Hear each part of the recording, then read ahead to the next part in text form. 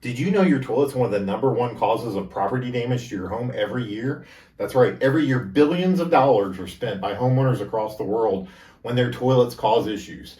Overflowing, water bursts from the tank, the fill valve's not functioning. Knowledge is power in this scenario, so I'm going to walk you through how the toilet works. Then we're going to look at the maintenance issues with the toilet as well. Let's get into it. So the first thing you know about your toilet is that there's always pressurized water coming to it. What I mean by that is there's constant water pressure from the house coming to the toilet, and it runs through the valve back here. So anytime you're dealing with your toilet and you're going to work inside the tank, go ahead and shut the water off first. So let's start from the outside. One of the first problems you run into is the handle.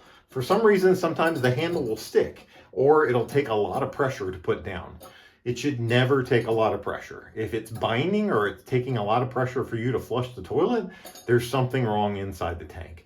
You want to make sure you fix that before you break the tank, because it's very easy. This is actually just porcelain. It is easy to fracture, so you can break this, and that would basically cause a flood through the house.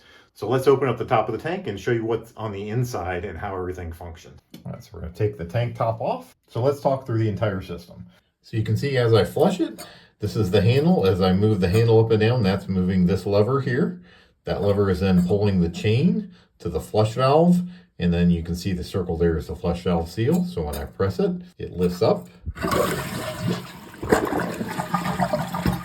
All the water drains in there. It goes into the bowl and flushes out your waste, and then it goes into refilling.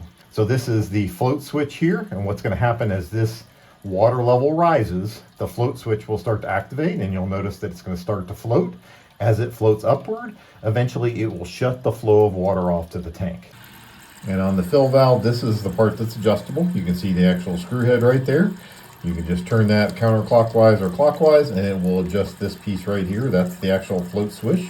That piece goes up and down as the water level goes up and down, and that's actually what shuts off the fill valve. You see right here, it's simultaneously filling. That's the water filling into the bowl. And then once it stops, you're ready to go again. Always make sure when you're adjusting your float valve, you never have it too close to the top of your flush valve, because if you do, some of the water will actually seep in through cohesion. Sometimes when the binding happens with this, some of these are actually a chain, and the chain will get wound up or twisted and bound, and that can be the first problem you run into with the handle. So make sure you check that. That'll be the first thing if you have an issue with the handle pulling up. The second thing that happens with the toilet is either your fill valve or your flush valve malfunctions. Mostly on the flush valve, what happens is you can see the white ring right there. That's a seal, and that seal tends to fail over time. And as that seal fails, it's going to start letting a little bit of water out, a little bit of water out, a little bit of water out, and then you'll hear your toilet running. It'll be refilling. So what's going to happen is as the water level drops slowly, the float switch will then reactivate. So as that water starts to get too low, the float switch kicks on. It's going to refill the tank, go up to the shutoff point, and then kill it again. So whenever you hear your toilet running, that's actually what's the cause of the problem. You normally have the seal that's failed there. Sometimes the actual fill valve can be leaking itself. You can see like a little seepage coming out of it.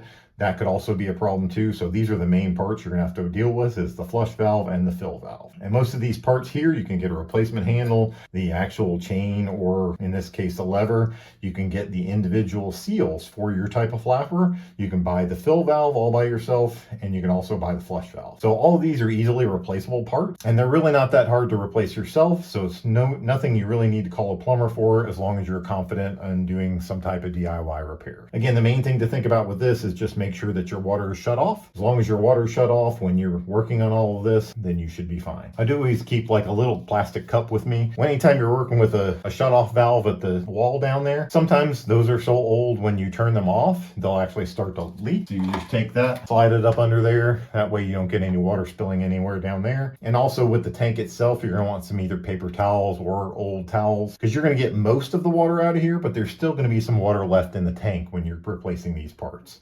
So you wanna get as much as you can out so that you're not dripping it all over the place. Also, another tip for your toilet, if you're looking for what type of toilet it is or manufacturer it is, many times you'll actually see the manufacturer's information tagged on the toilet. Sometimes it's actually underneath, so you can actually see this one is a Champion. It has all the part numbers as well. And then you can also look inside here, and there's stamps in the back of the toilet. These actually show the date of the manufacturer as well, of the actual tank itself. So those are just the things you need to know if you're ever dealing with replacing parts in your toilet. And if you're dealing with a contractor, if you're having to talk to a contractor about what's wrong with the toilet, at least you know how the toilet works, and they're not going to tell you you need to replace a sky hook inside your toilet, something that's non-existent. You know, we've all had good and bad experiences with contractors, so always protect yourself first and be aware. Hopefully you got something out of this, and with some good information, you learned something. Next time I'm going to show you how to replace the fill valve and the flush valve. We'll see you on the next one.